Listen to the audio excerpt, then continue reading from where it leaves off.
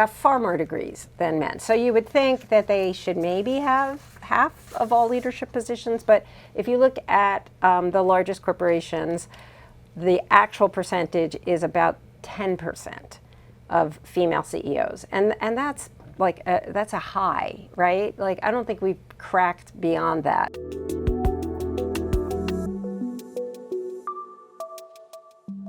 Aloha, I'm Robert Perkinson. I'm a professor in the American Studies Department at the University of Hawai at Manoa and director of our Better Tomorrow Speaker Series, which is a joint venture with Hawaii Community Foundation and Kamehameha Schools. And I am so pleased today to have with us one of the country's leading journalists, Joanne Lipman. She's a longtime reporter and editor at the Wall Street Journal. She was editor-in-chief at USA Today and also Conde Nast Portfolio Magazine.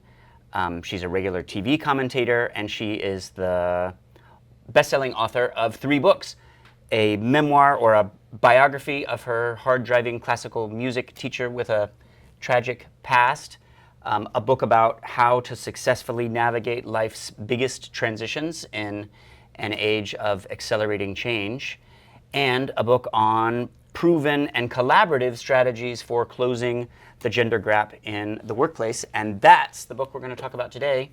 That's What She Said. It's a topic that is of obvious importance to women in the workplace who face a dizzying array of obstacles to advancement, from systemic and historically produced biases to little subtle inequities that add up to be really important. But it's also important, as Lipman points out in the book really well, I think, important to anyone who cares about justice, who cares about organizational performance, profit, risk management, or the economy as a whole. So it's really important to everyone. Thank you so much for joining us. Thank you for having me. Delighted to be here.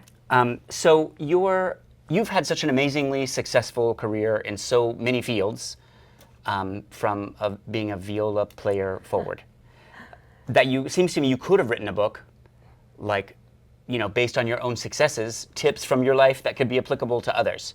Learn from my success. Why not that sort of book for women in the workplace? Yeah, that actually never would have occurred to me ever, because I think the genesis of That's What She Said is because as I was going through my career, you hit a few of the highlights, but as I started rising up from a journalist, writing a daily column, up through the ranks of leadership, and I started being invited and attending these various women's leadership conferences. And you would get together with a group of women, and it's like a warm bath, because you share all of the issues you all face in your various workplaces. But the problem is, and at some point I was actually speaking to a whole group of women talking about the issues we face at work, and I'm watching in the audience all of these heads nodding. And I literally stopped in the middle of this speech and I said, you know what? We already know this. We need men in the room to hear this. And I went back and it started with, I wrote a piece for the Wall Street Journal. The headline was, "Women at Work, a Guide for Men." And that piece went viral, and it led to That's What She Said. And the basis of the book is, women talk to each other all the time about these issues, but we generally aren't talking to men about them. And women talking to each other, it's helpful, but at best it gets you to 50% of a solution, right? You can't solve the problem unless we all have this conversation. Yeah, that's a very creative frame for the book, because I can imagine the publisher imagined your easiest target audience maybe as professional women, but you write it instead, in the intro you frame it for male executives. Well, I knew that women are going to read the book anyway, okay, right? Because, this is the kind of thing that it's very, very helpful for women, and there's a lot of strategies that I've gleaned from the research that I include. I have kind of a toolkit at the end of the book with strategies. But at the same time, I really wanted a book that was actually welcoming to men, that wasn't finger wagging, it wasn't accusatory. It was basically saying, hey guys, here's a whole bunch of stuff you just don't know because you don't see it, you don't feel it, right? So it is not self-evident to you. So let me explain about it. And then it's backed up with like so much research. I've got about 50 pages of research notes in the back, and that is actually, I didn't realize it at the time. This is just sort of the way I operate. That's my background. That's my journalism background. But I've heard from so many male readers who said that's why they gave this book credence, because they said, I saw all those research papers in the back of the book, so I knew this wasn't just your opinion. This was actually backed. These were facts. So the strategy worked. So apparently it worked. Just to kind of to provide an updated lay of the land, we're kind of a century out from the victories of first wave feminism, the suffrage movement, half a century out from all of the victories of second wave feminism, from the 1963 Equal Pay Act through Title VII of the Civil Rights Act, through Title IX and more. First, what's been accomplished in terms of closing the gender gap? First, just have a sense of, some at least progress that's been made, that all of these women fought for so avidly for so many generations. Sure, and then we'll talk about how much has not been. Yes. So to talk about there really has been quite a bit of progress in that time. So I started my career at the Wall Street Journal right out of college. I actually started as an intern at the Wall Street Journal. Wow. And then they hired me right out of college. So I sort of got in on the ground floor, and dating myself here, but we're talking mid-'80s.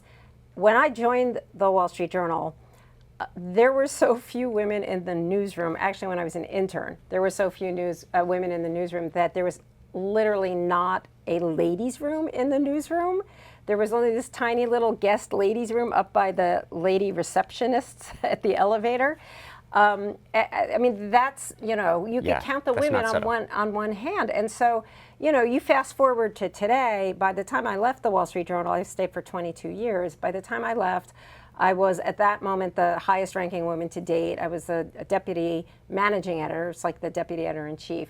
And fast forward to today, and the newest editor-in-chief of the Wall Street Journal is the first woman editor, which is fantastic. Yeah. So there's been, I can see it just in my own career. And also, by the way, when I started, because I was in business journalism, pretty much almost all of my sources were men. I spent all day talking to men, and most of our readers were men. And and by the way, it was still very much about your 9-to-5 life. So the things that I did while at the Wall Street Journal were really sort of bringing us into sort of a more integrated world, where the things that I created there were things like Personal Journal, which looked at personal finance, Weekend Journal, the Saturday paper, which didn't used to exist, and all of these things sort of show you how work and life coexist. And must have expanded the readership. It did expand the readership and expanded the female readership as well. Yeah. But so there's been, you can see the progress, you can see it certainly in the journalism world, where we now have women leading many of the major news organizations, which was unheard of even 5 years ago. So and yet and yet still 90 some or something, like, I don't know what percentage of CEOs are. So women now get well over half of college degrees, well over half of graduate school degrees. So we should have well over half of all leadership positions. And that's been for a while. This has been true for 40 years. And in the law school, here, it's been, I think, about 30 years since women get more law degrees. So you would think by this point, if you think about your average leader of an organization, and let's say they're probably, maybe 50s, by the time you get to the very top of an organization. Well, people in their 50s, women got far more degrees than men. So you would think that they should maybe have half of all leadership positions. But if you look at the largest corporations, the actual percentage is about 10% of female CEOs. And that's that's a high, right? Like, I don't think we've cracked beyond that ever. And not only that, I think that one of the really troubling issues is, progress always goes in sort of spurts, right? Kind of 2 steps forward, 1 step back. But we've had a real backlash. When I first started writing the book, reporting the book, it was Me Too. Me Too had erupted. Now we're talking like 5 years ago. And there was a lot of recognition that there's a lot of societal and structural issues that needed to be corrected. And we now are in a moment where there's a backlash against that. We have a backlash against DEI, diversity, equity, inclusion. Right. We have we have a backlash against anything that is helpful for any marginalized group, not just women. And so that is incredibly troubling. But I try to keep it in mind of sort of that long march of progress, because just even in the course of my own adult life and yours, we really have made a lot of progress. Besides the inequity in the C-suites, what are some other statistics that demonstrate the persistence and pervasiveness of gender discrimination? Do you think that resonate with audiences, or that stick with them? We still have a huge gender wage gap, which is kind of remarkable. So, I remember when I was a young woman in the workforce, and I remember seeing women walk around with buttons that said 76, because it was like women made 76% of men. Well, fast forward decades now later, and we're at 84 cents on the dollar for men. And for Black women, it is substantially less. And for Hispanic women, it's even less than that. So these gaps persist, and there's been a lot of research on the gaps that have found that, some of it is different careers, and we can talk about why is it that female-coded careers pay less. But at the same time, there is an unexplained gap. There's an unexplained gap. So and there's a lot of research now that we know, for example, when women have kids, there's what's called the motherhood penalty. They earn less, right? But even when you subtract that, still women are... Yes, what I'm saying is you subtract, when you equalize for difference in career choices, there's still an unexplained gap in wages. Women, when they have children, they are penalized in terms of their salary. Men, when they have children, are rewarded. There's a fatherhood bonus, basically. They start making more money. And women, even those who are not married, who don't have kids, childless women, in their 30s, women really start lagging men. And executives very often, or organizations will say, well, it's because they're getting married and having kids. But when you look at the research, it's not that. It's not that. It is not that. Yeah, I was struck in your book by seeing how the wage gap rises over the course of careers, which suggests it's not a pipeline problem, it's not an educational or even a hiring problem, or it's maybe not just that. It's a multivariate problem that requires a lot of different solutions. That's exactly right. It's a multivariable problem. And it starts right at the entry level. I mean, it really starts, if you take an organization that has 50% male, 50% female at the entry level, and this has been done, there was a computer simulation. They programmed in just a 1% bias against women. By the time you get to the top executive level of that organization, it's 65% male, right? So it doesn't, a little bit of discrimination all the way up the line ends up with a massive disparity. You also, I think it's interesting, the framing in your book, you point out, not only how impoverishing this is for women, or how much it constricts their earning power over the course of their life.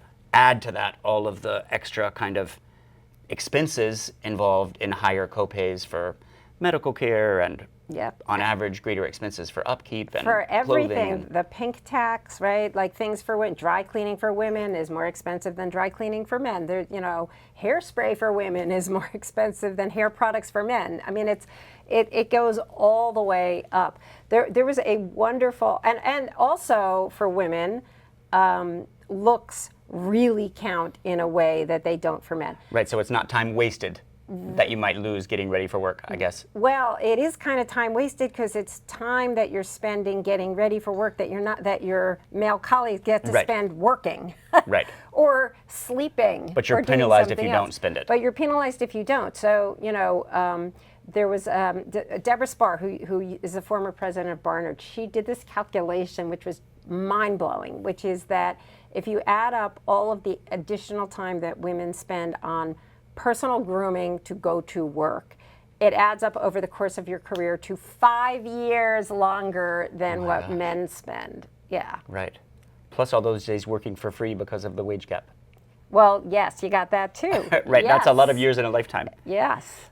But you argue also that it has huge kind of effects in the economy as a whole. Yes. Kind of women not participating equally in the workforce, not being promoted properly in the workforce. What sort of measures do we have that show us the way our economies in general are suffering? Yeah. Well, there's two things that I'm thinking of as you're speaking about this, and one is just in terms of success of companies, right? They are more successful when they are gender balanced. When you have gender balanced leadership in particular, you've got return on equity is higher, your financial results are better, your employees are happier, your employee retention improves. So basically, and every profitability metric, too, your right? Profitability, every metric improves when you have a gender balanced leadership, right? So it's good for everybody involved in that case. But then when you think about some of the inequities that you were talking about, I want to talk about sort of where we are right now, because what's been really interesting is when you look at what's happened since the pandemic, because of the rise of remote and hybrid work. At the beginning of the pandemic, when schools were shut, daycare was shut, women left the workforce in startling numbers. We lost millions of women from the workforce, so much so that it set back women 30 years, and even Janet Yellen, the Treasury Secretary, said she was concerned this would be a permanent situation, setting women back.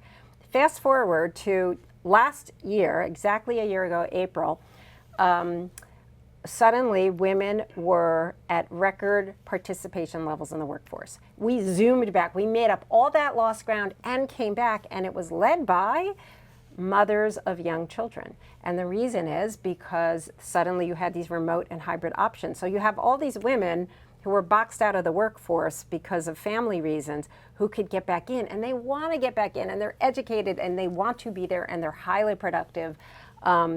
But they've been unable to be there. There's a whole other issue with the United States, the only industrialized country that does not have paid family leave, which is insane. But now at least these women with remote and hybrid have been able to come back into the workforce. My concern now, I have to say, is that we have a lot of companies that have said, okay, enough, pandemic's over, come back. Right. We want you back. There was a survey of CEOs globally that said 90% of them said they expected people back in the workforce, in the workplace, 5 days a week by next year. And Elon Musk wants them 7 days a week. He wants, 24/7, right? Yeah. Sleep on the factory floor. It's not happening. Employees are pushing back.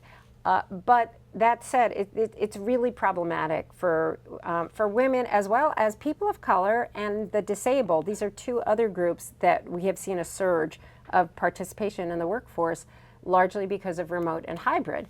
And we don't want to kind of give back those gains, right? So we need a more nuanced approach. It seems like when we think about all of the different mechanisms that gender discrimination can be exacerbated, these gaps in public policy are key, like paid family leave. We should emphasize that a little bit, just like how that works in other countries, because the US is the only OECD country that doesn't have. The only one. And every time it's raised, it gets shot down in Congress, which is just kind of mind-blowing, right? That happens.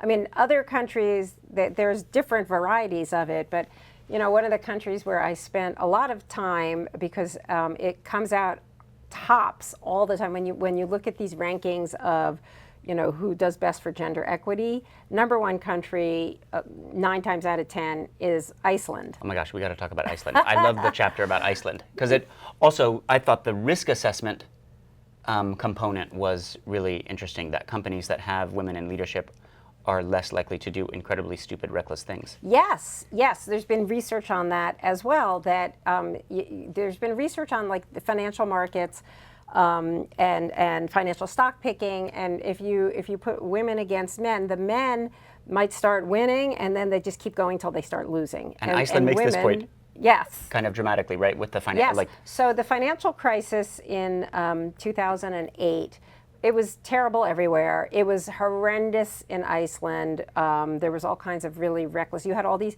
the primary industries there are farming and fishing, and you had a bunch of farmers and fishermen who just started speculating, and it was a disaster. Now think about in 2008 in the United States, it was a disaster, and nobody went to jail. There were, a couple of people lost their jobs. That was about it. In Iceland, there were 3 major banks, all run by men. All of them were fired. A couple of them went to jail, and they were all replaced by women. And not only that, the prime minister was toppled and replaced by a woman. And they literally called it the feminization of Iceland. They said we were too macho. We had that sort of Viking kind of macho thing, and it did not work. And what's so fascinating, I went to Iceland because of this reason, and I wanted to understand, what was it like, what was that culture? And by the way, they also have an insanely amazing parental leave where I think it lasts like 9 months or a year, and it's for men and for women. Yeah. So all the women work. Like they have hugely high percentage of women in the workforce.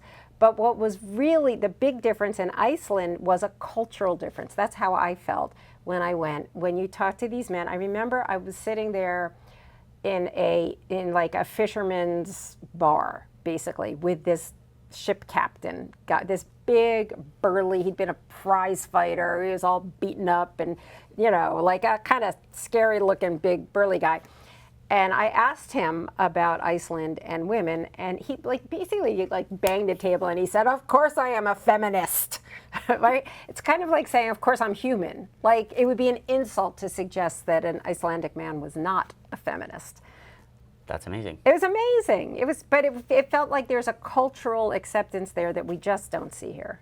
And they also have much more, like a lot of European countries have reserved number of corporate board seats, I presume, for there's the 30%. women, and political parties have to put forward a certain number of female candidates. Yeah, and so on. yeah. There's a 30% rule across a lot of European countries now, where you have to 30% of your board members need to be female. There's also the UK put into effect. This was really interesting. They put into effect a gender wage gap analysis that was required. You had to report your gender wage gap analysis. And they expected that, quite a few companies would have a pretty significant wage gap. What they did not expect was what they got, which was 100%. Like there was nobody without a wage gap. But the problem is when you try and correct these things, I mean, this is also tricky because we've seen this in the United States as well in trying to correct these issues. So one of the ways that they corrected it was like, there were organizations that were like partnerships, and in the UK, and they kind of got around the rule by they didn't count the partners. Right. They only counted like the working staff. Yeah, and of course the partners were all men, and and making all the money. They were the ones making all the money. Exactly. There was a similar thing, by the way, in the U.S. with Google. So Google, there were several lawsuits for Google for pay disparities among men and women, and Google said, "Wait, we're doing a gender wage gap analysis, and look, there is no difference." But the counter argument was that they have levels like 1 to 20 or whatever it is of pay grades, and women. The argument was women doing the same grade, the same work as men. The men were in a higher pay grade, so it was not apples to apples. Right. Depends how you designed the study. Yeah, exactly right. Right. Exactly right. So these are tricky things to get around. We've talked a little bit about, the big gaps in public policy that remain, family leave among them. more family-friendly and remote work policies. Another of your ideas that that other companies are doing too is the idea of returnships, Yes. which I really hadn't heard of or didn't know much about. Yeah. So I wonder if you might explain how those work. Absolutely. This is such a great idea. So there's a lot of women in particular, moms in particular, who have gaps on their resume, and it's really hard for them to get back in. And I will say that my college, highly educated, brilliant college girlfriends, I would say probably more than half of them ended up leaving the workforce when our kids were all little. And they desperately wanted to get back in. I never left, and my career was able to have a steady upward trajectory. You know, there are women my age now, my peers, who are brilliant, who are still trying to get back in, and it's just a killer. And so a number of organizations started this idea of returnships, which I love. Which is also tons of lost talent So and much economic lost innovation talent. and productivity for the economy So as a whole. much. I do a lot of speaking to corporations, and I always say, look in your community at the moms who are, you know, these highly educated women who, by the way, are doing tons and tons of stuff. These are the women who are running your town. They're running the school board. They're running the zoning board. I mean, they're getting lots of experience, but they're not getting paid for it. So and that doesn't seem to count when they go back. Anyway, these returnships are, the idea is like an internship. So you can come back in, you get training like an internship, and it trains you up, and it does two things. So one is it refreshes your skills, which means that you can perhaps get a job even at the company where your returnship is. But the second thing is, even if you don't get a job there, it refreshes your resume.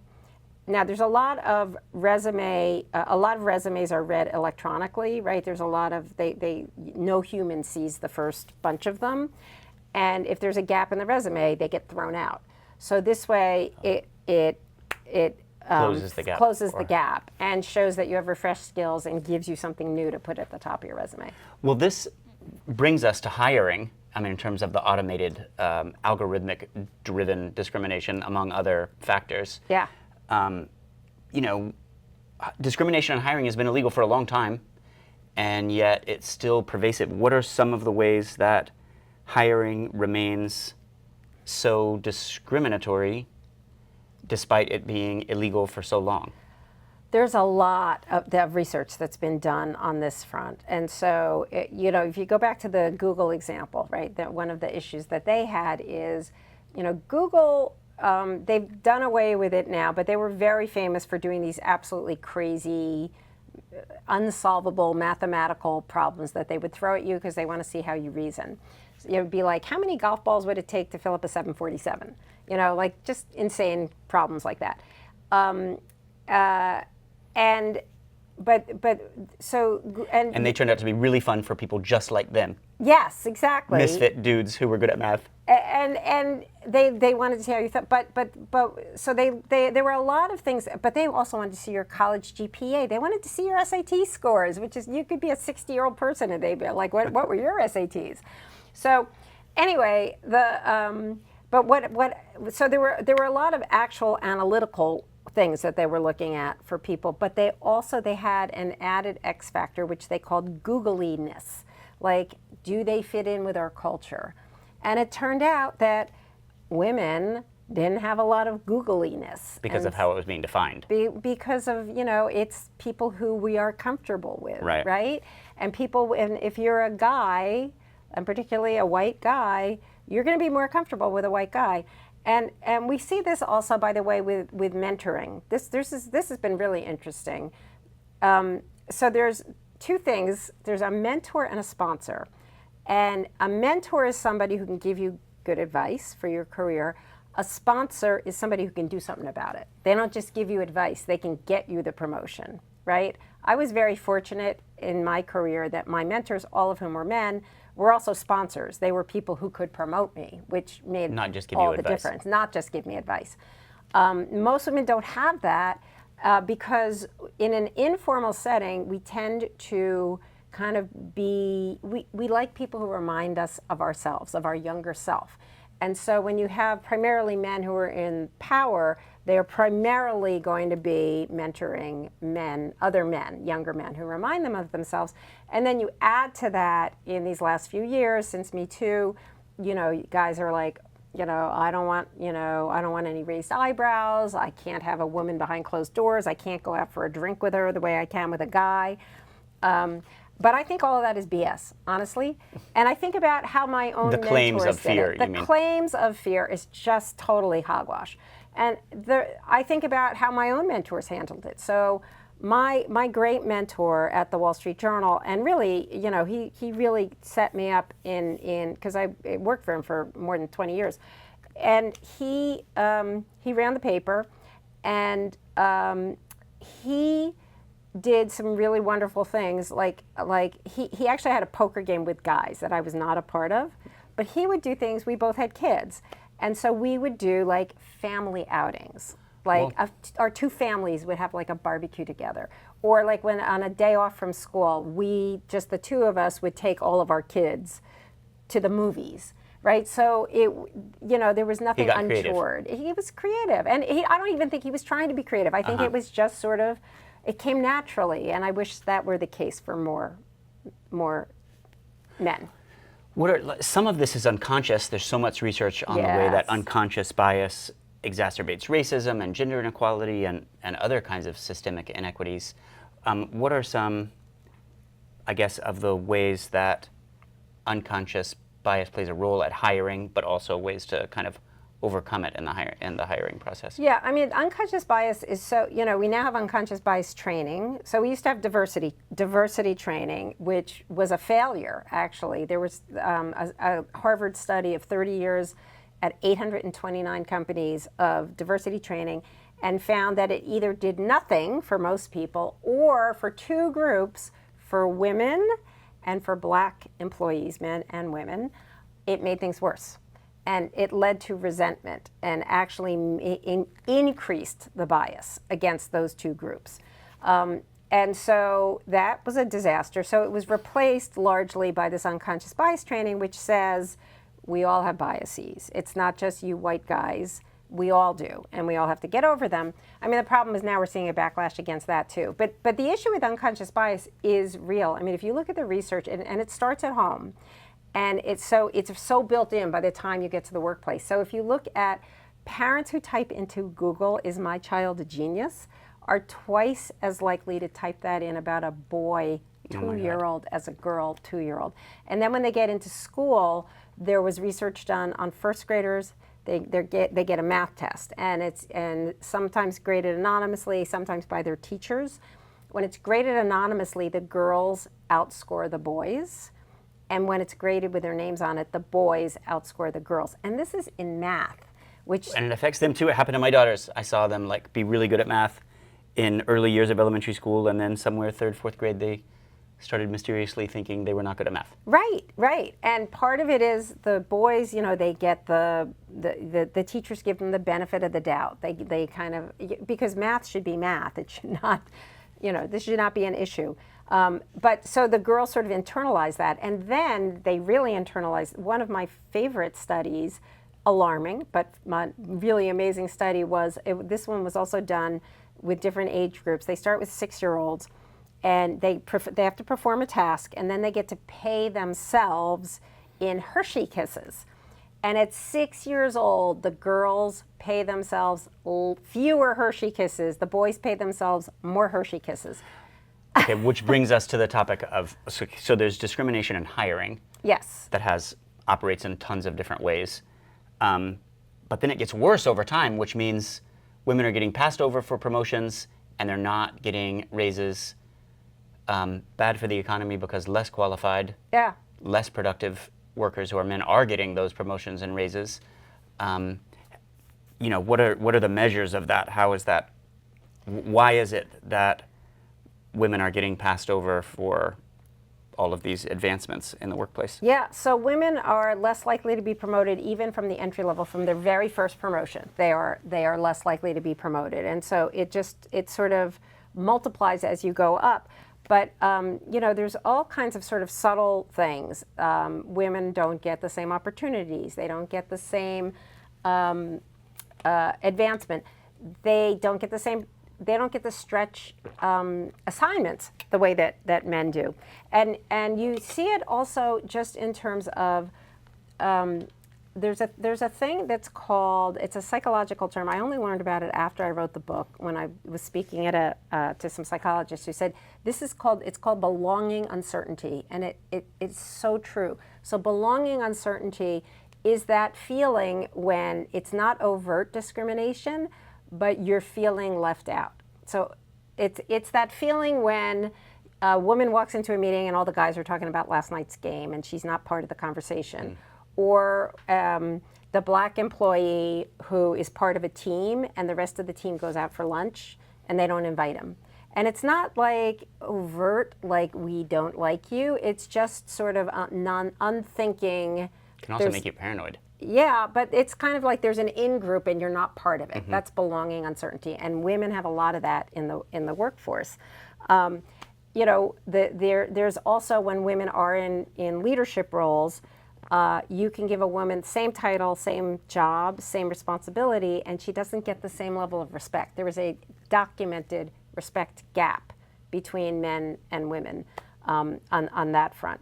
Women are interrupted 3 times more frequently than men in meetings. And women, when you're in the minority in a room, but it's particularly true for women, their voices are just not heard. In meetings, I very often, when I'm speaking with groups of women, I will say, okay, has anybody ever experienced this scenario? You say something in a meeting, nobody seems to hear it, it's like crickets, and then Bob repeats exactly what you just said, and everybody turns to Bob and says, great idea you just had.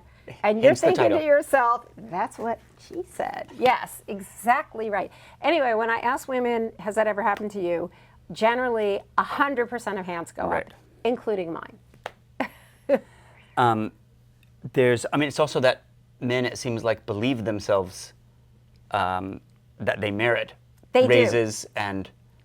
They do. So first of all, in general, men, again, there's been research on this, men tend to overestimate their abilities by 15%, and women tend to underestimate their abilities by 15%. And you see it with promotions in particular. So this was another thing that happened at Google, which was you're supposed to self-nominate for promotions, right? Put yourself up there. And they found that women weren't doing it. And so they actually started sending out, before promotion cycles, they started sending out what were called nudge notes. And it was to nudge women into raising their hands for these roles. And they found that when they would send out the notes, they would get more women. But if they forgot to send out the notes, women would just not put their hands up. There's been research that's been cited a lot that says that men will raise their hand for a promotion if they're 60% qualified. Women wait until they're 100% qualified, and as a result, by the time women put their hands up for a promotion, very often they're overqualified. Right. But we can do something about that, by the way. And I actually, while I was doing this research and writing on the book, I was also running USA Today, and it changed the way I manage. It made me realize that as a manager, that there were guys coming into my office every day raising their hand for every promotion. And it made me realize there are a whole lot of other people, generally women and people of color, who were not putting their hands up. And right, so how did you get those other voices? I literally changed the way that I operated. I started, when there was an opportunity that came up, I started doing this sort of walk through the newsroom and bringing people in who I knew could be part of the pool, who were not putting their hands up. And I would just have a conversation with them, and I would say, you're somebody, I can't tell you would get the job, but you are qualified to put your hand up for this. I just want you to know that, and I'm curious why you didn't. And I said, it's okay if you're not interested in the job, that's fine.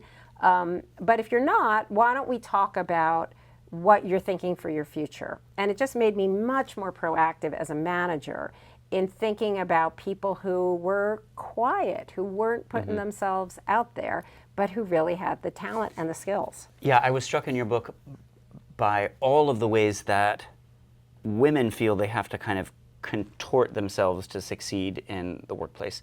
In some cases, training themselves to apologize less. Yes. The sorry jar on the desk, or even under kind of subjecting themselves to voice coaching to change the Yes. intonation and frequency of their voice. But because the default style is male, and so women, this whole, they were seen as sort of not belonging. They're another psychological term, illegitimate authorities when they are in the workforce.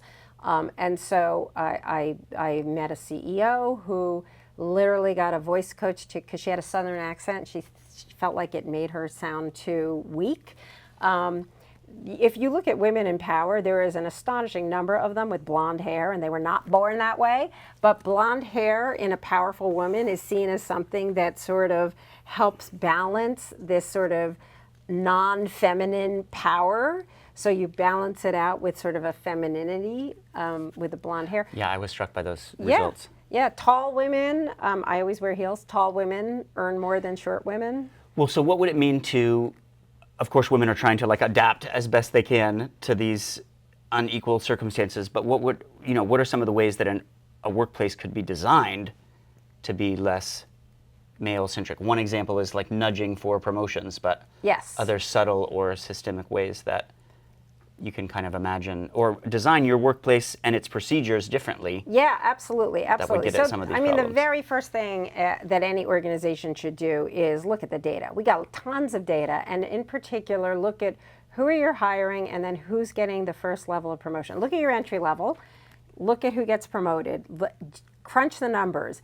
If it is not even, and you're starting to see that you hire 50-50 male-female and only the guys are getting promoted, or it's disproportionate, it's not a problem with the woman, it's a problem with you, the organization, right? You're doing something wrong. You're not giving these people the exposure or the training or whatever it is that they need, or you're simply overlooking what they're doing, right? So look at the data, absolutely. But there's also things that we can do culturally. I mean, I talked to, some of the men who I spoke to, who were really trying to make an effort. There were a couple of things that they talked about, and one was, I call it interrupt the interrupters. They would actually step in, though I feel like anyone can do this in a meeting. They would step in when they saw that there was somebody who was being interrupted regularly, usually a woman, and to say, let so-and-so finish. I want to hear what she has to say, right? And I think any one of us can do that.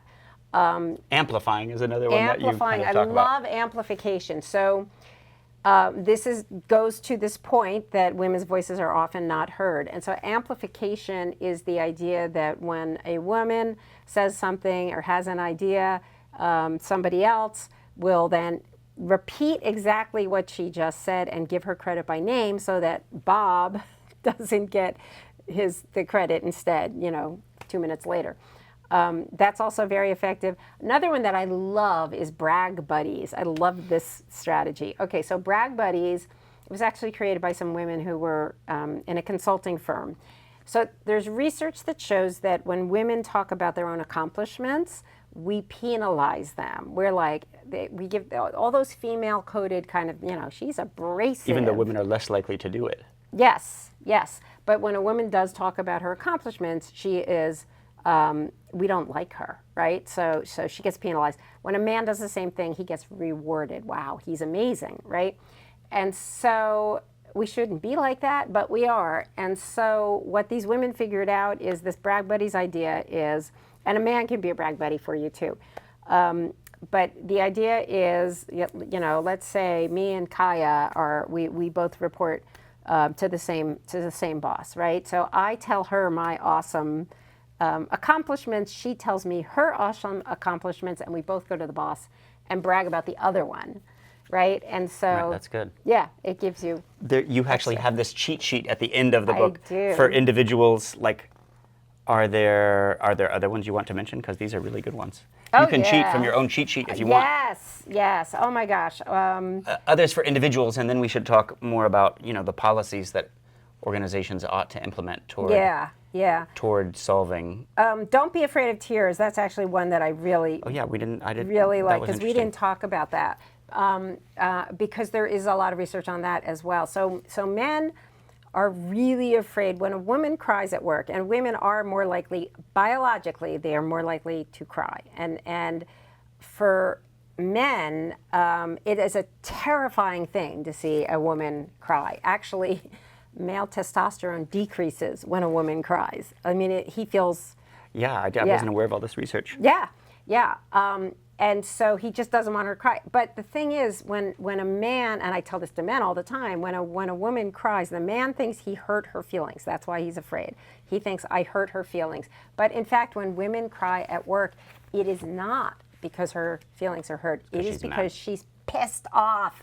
Right. And the same way I tell men, male managers, when I do these sessions with them, I always say, if a woman cries, imagine it's a man banging on the table and say, I can't believe it. Like, it's like him yelling at you, basically.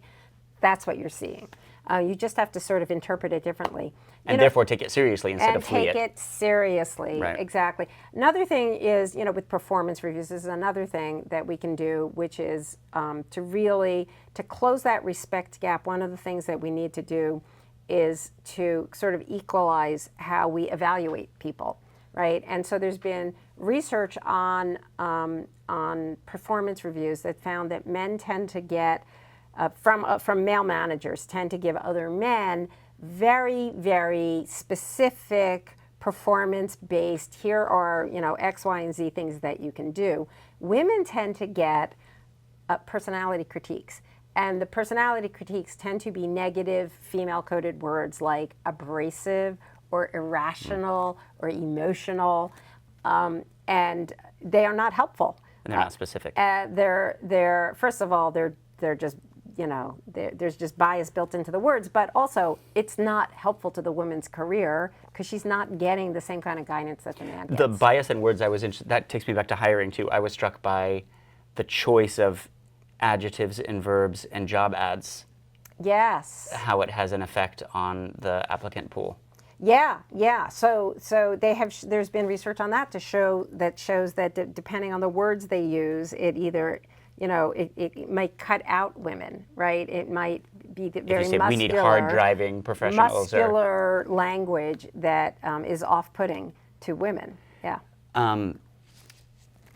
So, I wanted to ask about the respect gap because you've kind of occupied, I guess, from intern to the boss of everyone in organizations. Did you see over the course of your own life that respect gap close and go away as you ascended? Or does it persist? That's a really interesting, it really does persist. I will. So when I talked about how women, in leadership roles, like you give them the same title and they don't command the same respect as a man, and there's been research to show that. And the first time that I saw that, it was when I was relatively new as a boss. And I inherited a guy who had wanted that job and he didn't get it and I got it instead. And he basically just stopped doing his work. And when I would say, such and such report is due, he would say to me, do it yourself. You have the information, right? And so I went to my boss, a man, and said, this guy is just being like super passive aggressive. Oh, this is happening to a friend of mine right now. I said he's being super passive aggressive, and I said to my male boss, I said, how do you handle situations like that? And he looked at me like, what? And no one would treat me that way. My boss said to me, I've never experienced that. Like, never. Wow. Right? And this is a guy who'd been a boss for, 30 years. So it didn't strike me at the time that I just kept thinking, what am I doing wrong as a manager? Like, what is he doing that I am not doing? But you needed just to fire him. But ultimately, I fired him. Yes, but that was the only the only thing to do. But it's just a really unfortunate. But it was only after I did all this research that I found that this is actually a very common event for female managers. Yeah. What would have, you wrote this book kind of at the peak of your career, but in the advice and the lessons that it has and the research you synthesize, what would have helped you to have known earlier in your career, do you think? What I found, and I hear this from other women who have read the book as well, is everything in that book happened to me, right? Every kind of inequity happened to me at some point along the way. And I, at the time, thought it was just me. And when I talk to other women, they all say, I thought it was just me. I thought, maybe if I dress different, maybe if I change my voice, like this whole thing about like, maybe if I change my voice, maybe if I apologize, if I say I'm sorry less, maybe if I use fewer exclamation points in my emails. Like the women are like second guessing themselves on every element, thinking I'm doing something wrong, not realizing that it happens to all women. And that alone would have been very useful. And in fact, my daughter, who's at the beginning of her career, it was a really useful book for her to understand, because she was seeing it in the workplace. And of course, it's worse for people who are suffering that systemic gender discrimination, but if they're also dealing with racial discrimination, yes. or intersectionality, various other intersections of different yeah. discriminations, like when you give these talks and workshops to mixed audiences by class and background and sexual orientation and race and so on, like what are ways those people can come together and have a sense of better belonging? Well, I think, first of all, that we, at least we have an understanding now of intersectionality, that it exists. I don't think there was even, like that wasn't even in the lexicon 5 years ago. And so at least that we have that now. It doesn't solve the problem, but at least it helps to surface it, which is kind of the first step that we need to do. But again, like, we all have these unconscious biases, so we've all got to sort of, we all have to kind of fight against it, and we all have to be aware of it. The glacial pace of progress, relentless but slow. Yeah. The pennies on the dollar creeping up 1 cent a year or something, yeah. closing the pay gap. Are you optimistic that can be accelerated so that, parity can be achieved sooner than a century from now? No. The short answer. Your book notwithstanding. The great thing about the reader response is I love hearing from readers who have said it really helped me. Like I hear from women who say the strategies have really helped me. I hear a lot from women who say, oh my God, thank God, I'm not alone. I thought it was only me. But what I really, truly, truly, truly love is from men who have read the book. And I love going into sort of male-dominated organizations, which I've done a lot of speaking and working with these male-dominated organizations where they really are trying to make a difference. I think it has to come from leadership, right? And that's really where the change is going to happen. Yeah, because a lot gets kind of captured by or Cascades devolved to down. HR. Yes. So these, mostly what happens in most organizations is, they put somebody in charge of diversity in the HR department. That person has no power, and that person has zero ability to change a culture. The only people who can do that are the people at the top. So I always think you got to have the CEO and the CFO, the Chief Financial Officer, understand that this is their responsibility. This is their mandate. They have to be the ones to do it. And I will tell you that the organizations that I've been most impressed by are the ones where I come in and do a talk and you got the CEO sitting in the front row, right? And you can see it in, in how they organize the company. I mean, and you can see it in the results in the company and in who gets promoted. What's a success story? Well, as an example. I think that one of them would be, I was really impressed with what Allstate Insurance is doing, which is they went fully remote during the pandemic. And the CEO is very open about saying, we don't know if this is the final answer, right? Mm-hmm. Or if we're going to, we're keeping an open mind about where this might go. But he was very fully aware and very proud of the fact that when they went fully remote, their percentage of applicants, they got better applicants, a wider pool, but they got more women and more people of color who are now applying. So they have both a wider pool, but they also are bringing in a more diverse workforce, right? So, it's been sort of like a win-win for them. Thank you so much for this work and all of this insight. I enjoyed the book a lot and learned from it, and I think others would as well. Well, thank you. Thank you for coming all the way out to Hawaii to talk with us. I'm so happy to be here and happy to have this conversation. Thank you for having me. Mahalo. Mahalo.